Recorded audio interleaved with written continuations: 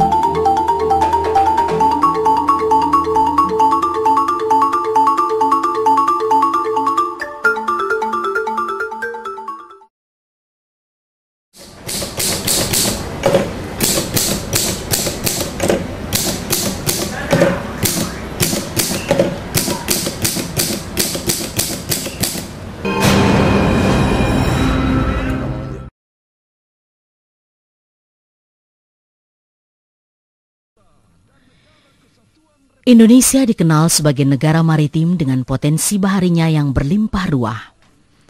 Dahulu, sumber daya lautnya ditopang oleh segudang pelaut ulungnya yang tangguh dan gagah berani. Tapi hingga kini, pengelolaan sumber daya laut kita masih jauh panggang dari api.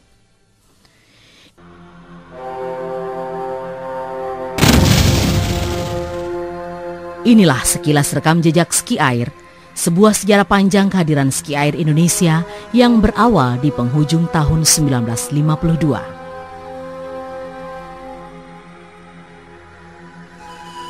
Tahun 1950 berawal dari keprihatinan mendalam dari seorang komandan pasukan yang gagah berani dalam situasi pemulihan keamanan di wilayah timur Indonesia, khususnya dalam penumpasan RMS Republik Maluku Selatan, yang medannya meliputi Maluku, Haruku, Saparua, Nusa Laut, dan Seram. Betapa banyak pasukan tentara yang terpaksa tenggelam dalam operasi pendaratan karena tidak bisa berenang. Sungguh ironi, puluhan bahkan ratusan anggota pasukan ketika itu terpaksa harus terkubur di rawa dalam dan laut lepas.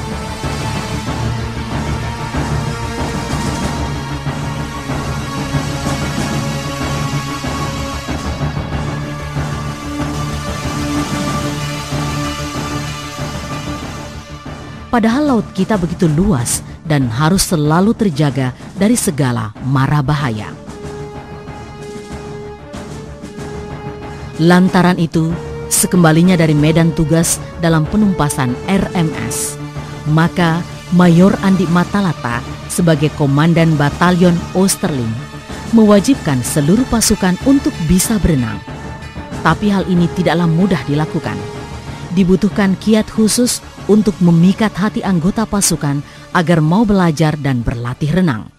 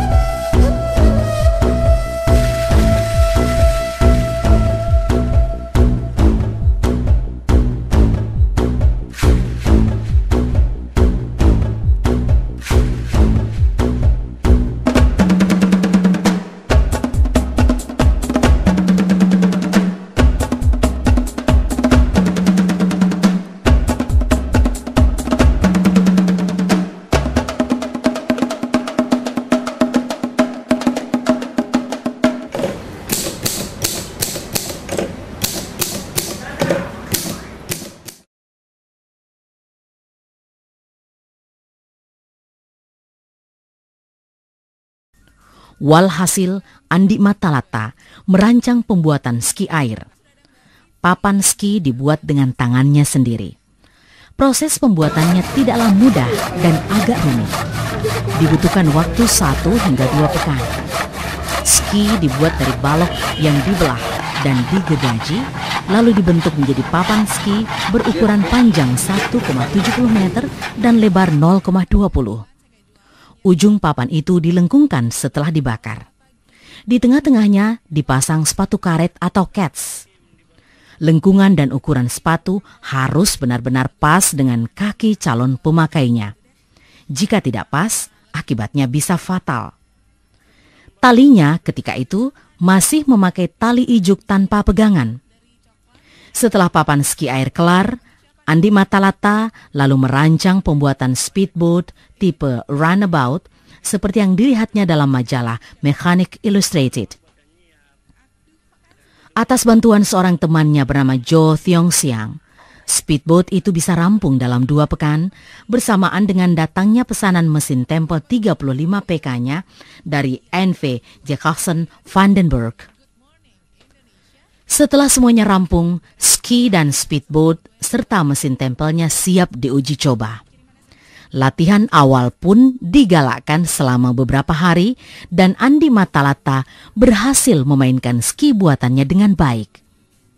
Bahkan selang beberapa hari, di hadapan anggota pasukan serta masyarakat, ia mampu mempertontonkan atraksi ski airnya yang sangat memukau perhatian masyarakat ketika itu.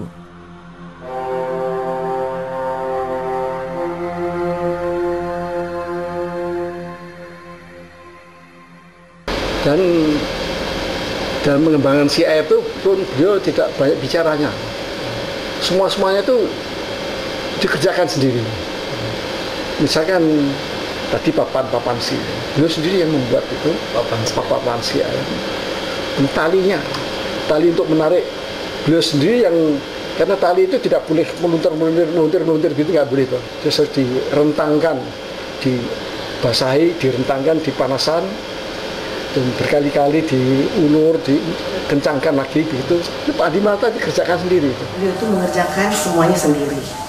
Jadi mulai dari papan ski buatannya sendiri. Saya sama Ilham itu dulu masih dapat merasakan karena sering diajak bersama. Mulai dari membuat papannya sendiri. Mulai beliau dari sepotong papan membuatnya menjadi ski. Dan kemudian memasangnya, bindingnya dan lain-lain itu sendiri. Kemudian dicatnya sendiri dan ditulis nama-nama kami masing-masing. Rancangannya terinspirasi dari sebuah film berjudul Easy to Love yang diproduksi di Cypress Garden, Florida, Amerika Serikat. Dibintangi artis cantik dan gagah Esther Williams dan Van Johnson. Film ini pertama kali ditontonnya di salah satu bioskop di kota Semarang tahun 1949. Dari film Easy to Love yang sempat ditontonnya berkali-kali ini, ia coba meniru gaya permainan skinya yang mempesona.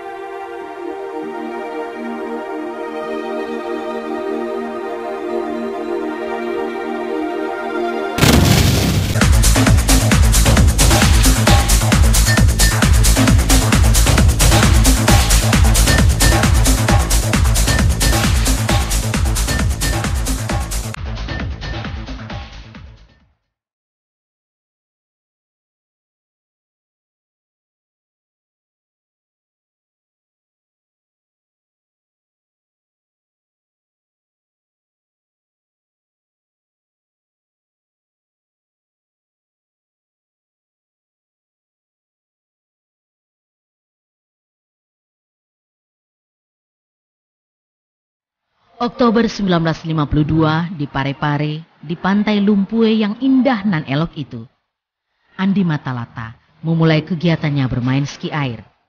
Ia turut melatih dengan tekun anggota pasukannya dan masyarakat sipil. Mei 1954, Andi Matalata ditugaskan ke Makassar. Maka dengan sendirinya, kegiatan ski air turut pindah ke Makassar. Disinilah ski air dikembangkan lebih lanjut.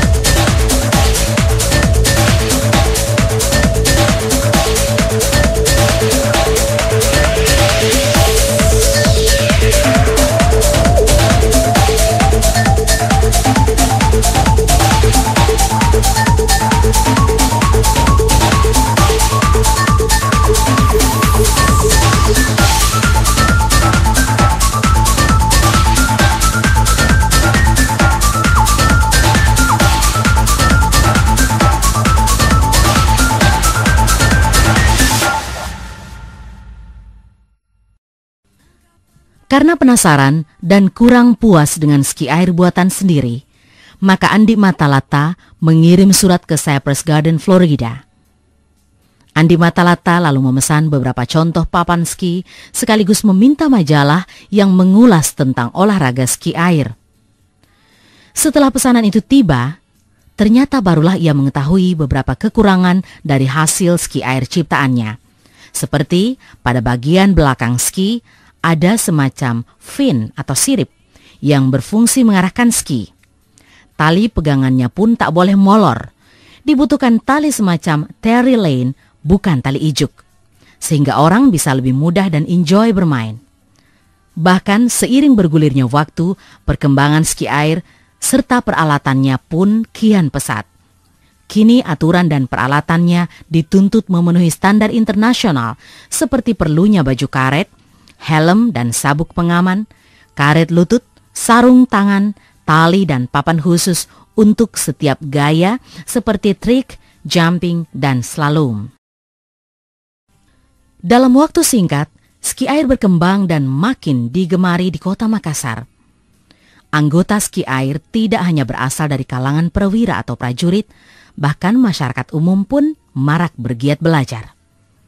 Saking maju dan banyaknya peminat ski di Makassar, maka Andi Matalata menugaskan beberapa perwira yang telah dilatih untuk turut memperkenalkan sekaligus mengajarkan ski air ke pelbagai ibu kota kabupaten di Sulawesi Selatan, seperti Majene, Polewali, Baru, Bulukumba, Bone, Sengkang, dan Palopo. Dalam kurun waktu yang hampir bersamaan, Andi Matalata turut menjajaki peluang pengembangan ski air ke seluruh tanah air. Tahun 1957, sebelum mengepakkan sayap pengembangan ski air ke seluruh tanah air, Andi Matalata membentuk sebuah organisasi pengembangan olahraga perairan bernama Persatuan Olahraga Perahu Motor dan Ski Air, disingkat POPSA Makassar. POPSA kini berkembang dan memiliki cabang di Jakarta, Bandung, Surabaya, Manado, Irian Jaya, Kendari, dan Ambon.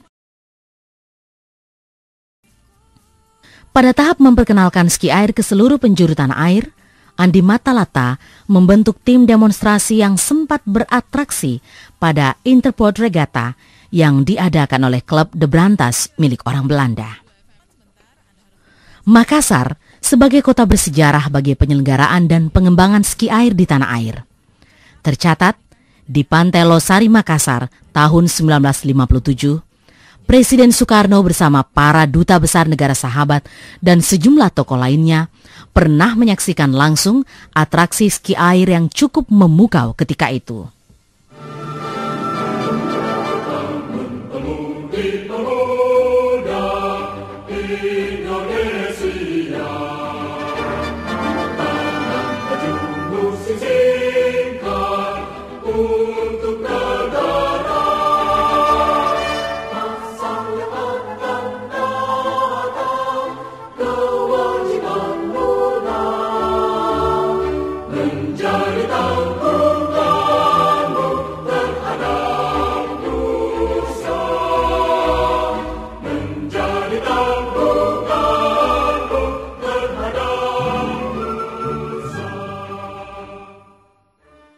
POPSA merupakan cikal bakal lahirnya Persatuan Olahraga Ski Air Indonesia atau PSASI, PSASI, tahun 1970.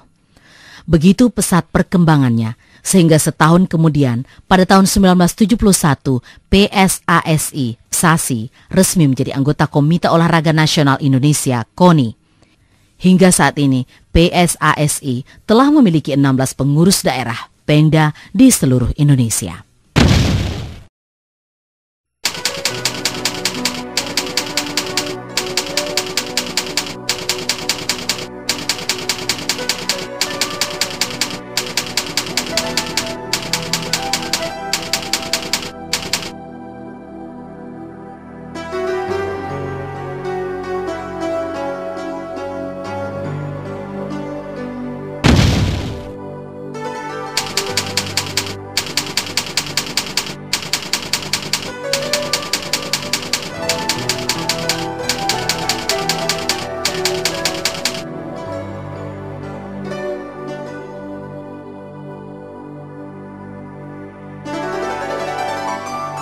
1968, ski air berturut-turut meramaikan Interport Regatta 6 hingga 7 di Tanjung Priuk, Jakarta dengan 3 nomor slalom, trik, dan jumping.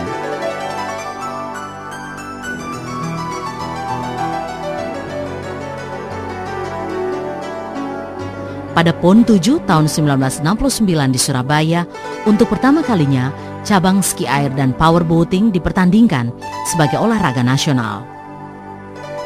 Diyakini salah satu upaya untuk bisa kembali menggelorakan semangat dan kecintaan akan laut yakni melalui olahraga perairan. Dan salah satunya adalah olahraga ski air. Ski air merupakan olahraga perairan yang memiliki nilai historis penting di Indonesia, khususnya di Sulawesi Selatan. Jika ditilik prestasinya, cabang ini pernah membawa Indonesia sebagai juara di tingkat Asia Tenggara tahun 1977 sampai 1983. Bahkan pada SEA Games 1983, 1997, ski air Indonesia pun masih bisa berjaya.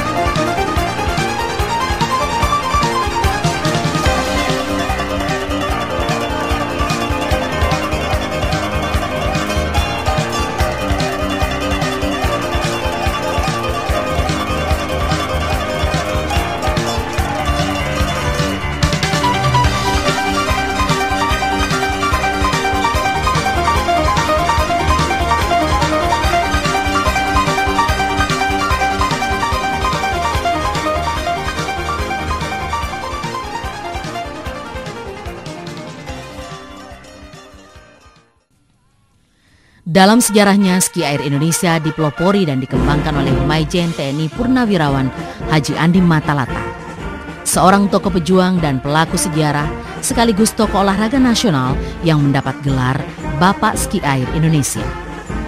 Gelar ini diperoleh karena kegigihan dan prestasinya yang gemilang.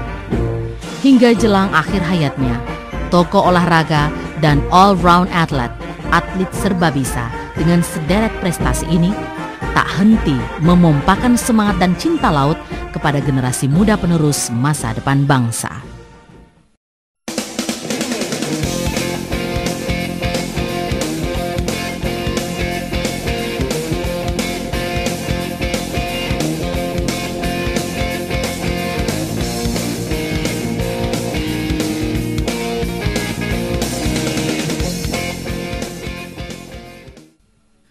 Diperlukan terobosan secara konsisten dan berkesinambungan untuk membangkitkan kembali kebanggaan anak bangsa yang memiliki kekayaan laut ini.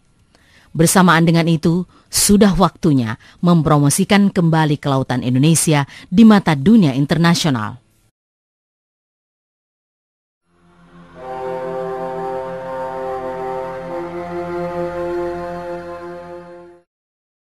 Dalam keadaan dan dalam kondisi yang kita tahu beliau sangat sibuk dalam pemulihan keamanan, itu masih sempat beliau membuat sendiri dan kemudian mempelajari bagaimana peraturan-peraturan pertandingan ski air.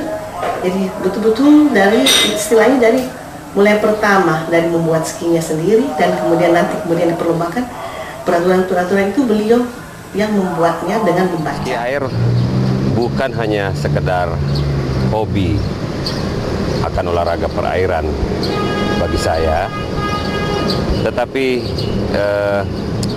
ski air memberikan makna yang sangat luas dalam kehidupan saya dan juga keluarga saya, karena dia adalah bagian daripada sejarah, dia juga bagian daripada satu amanah yang menjadi tanggung jawab. Dan insya Allah ini akan menjadi warisan bagi seluruh keluarga atau turunan daripada Andi Matalata untuk terus mengembangkan olahraga ski air ini bukan hanya mempertahankan eksistensinya, tetapi juga untuk perkembangan dan peningkatan prestasi daripada olahraga ski air ini di masa-masa mendatang. Ada inisiatif untuk bikin Matalata Cup, dan ini sebaiknya dilestarikan istilah Matalata Cup itu, gitu. Artinya ya pelaksanaannya sih bisa aja di kota-kota lain. Ini kali di Makassar, ya. Next di Surabaya misalkan, lain kali lagi di Jakarta, lain lagi di Manado dan sebagainya. Jadi supaya bisa bergilir, ya, untuk ya menarik perhatian masyarakat lah begitunya, terutama pemuda-pemudinya. Gitu. Orang pelaut itu hanya cerita aja gitu. Legenda. Ya? Terlalu sedikit orang yang gemar hidup mengerti dengan laut. Dan saya kira olahraga air penting. Oleh karena itu menurut saya seorang tokoh seperti Pak Andi Matalata sangat penting.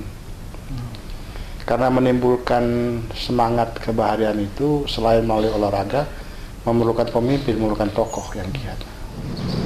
Kesan yang paling mendalam apa yang saya alami di masa lalu dengan almarhum Bapak Haji Andi Matalata adalah ketika berlatih, di mana beliau selalu mengatakan dengan pertanyaan yang sebenarnya sudah ditahu apa jawabannya, beliau menanyakan capek, dan dia sudah tahu bahwa saya pasti menjawab, saya malu untuk mengatakan capek, dan saya akan menjawab belum. Oke, lanjutkan latihan. Sehingga kadang-kadang berlatih sampai berjam-jam itu betul-betul menjadi semacam cambukan buat saya, dan itu tidak lagi kita rasakan sebagai, katakan bukan dengan perintah, tetapi dengan pertanyaan-pertanyaan sederhana seperti itu, sehingga kami termotivasi untuk berlatih dengan demikian juga dengan teman-teman yang lain pada waktu itu kami berlatih dengan sungguh-sungguh. Dan alhamdulillah ya, memang cukup banyak prestasi yang kita sudah diukir oleh Popsa di masa lalu dan juga masa sekarang. Dan tentunya kita mengharapkan bahwa atlet-atlet Popsa ke depan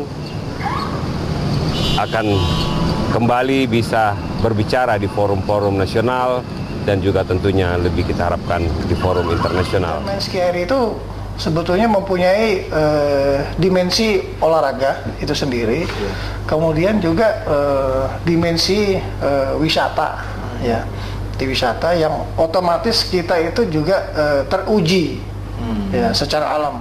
Pak Matalata sendiri, beliau itu menurut saya satu sosok olahragawan militer yang komplit, gitu ya, yang tidak cuma saya lihat olahraga dirgantara saja beliau, ya. Tapi kalau olahraga di darat, kemudian olahraga di air, beliau sudah cukup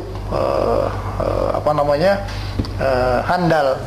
Ayah itu adalah seorang pendidik, ya, seorang yang boleh dikata pionir lah, dan beliau adalah seorang, karena memang dari tentara, jadi beliau adalah sangat disiplin. Jadi kami itu mulai dari masih kecil, jadi saya dengan Ilham itu mulai dari umur 5 dan 6 tahun sudah diajarkan main ski. Dan beliau adalah seorang ayah gitu, bergaul sama saya gitu. Sama-sama mempunyai pandangan yang kuat tentang makna pentingnya budaya bahari itu. Dan beliau seorang yang mempunyai karakter sangat kuat, punya prinsip-prinsip yang sangat kuat, tidak gampang terombang-ambing. Dan bukan hanya wisata bahari, bukan hanya masalah kebaharian saja. Saya kira seorang tokoh Andi Matalata adalah tokoh-tokoh yang idola, yang penting untuk ada sesuatu yang menurut saya agak menggalaukan hati saya, yaitu bahwa globalisasi ini terlalu dipandang enteng oleh banyak orang. Globalisasi seolah-olah hanya masalah ekonomi semata. Padahal globalisasi yang paling penting adalah ketahanan budaya. Omat orang yang sederhana, bukan orang yang punya kelebihan harta banyak. tapi toh bisa ikut mendorong olahraga air demikian jauhnya. Nah, sosok itu memang agak langka untuk zaman sekarang, ya, karena dedikasi keprajuritannya itu berimbang dengan dedikasi sosial dan dedikasi olahraga. Melihat sosok dari Pak Matalata itu sendiri, itu. Jadi tidak hanya sekedar retorika, tapi beliau menjalani, ya, di olahraga bela diri, tinju, olahraga air, beliau hadir di situ, dan beliau ada di tengah-tengah kesulitan. Nah, itu sebetulnya yang saya cermati, dan beliau tidak hanya mengenal olahraga itu dari segi filosofi olahraga, prinsip-prinsip olahraga, tapi masalah teknis pun beliau kuasai sekali. Maka terpikir untuk kita melaksanakan sebuah event yang juga dapat memberi makna akan peningkatan prestasi daripada olahraga ski air ini sendiri. Kemudian terpikirkan bahwa untuk lebih meningkatkan prestasi olahraga ski air kita yang memang terasa agak menurun di tahun-tahun, katakanlah sesudah tahun 2000, maka salah satu kendala adalah kurangnya kejuaraan yang diselenggarakan, sehingga kesempatan untuk atlet-atlet menguji kemampuannya juga lewat event-event pertandingan juga sangat kurang. Melestarikan jiwa maritim atau jiwa bahari daripada masyarakat Sulawesi Selatan, saya kira dalam momentum yang tepat ini, dalam kejuaraan ski air, patutlah barangkali kita sama-sama kita mengharapkan doa restu dari masyarakat untuk dapat melestarikan jiwa bahari dari bangsa Indonesia.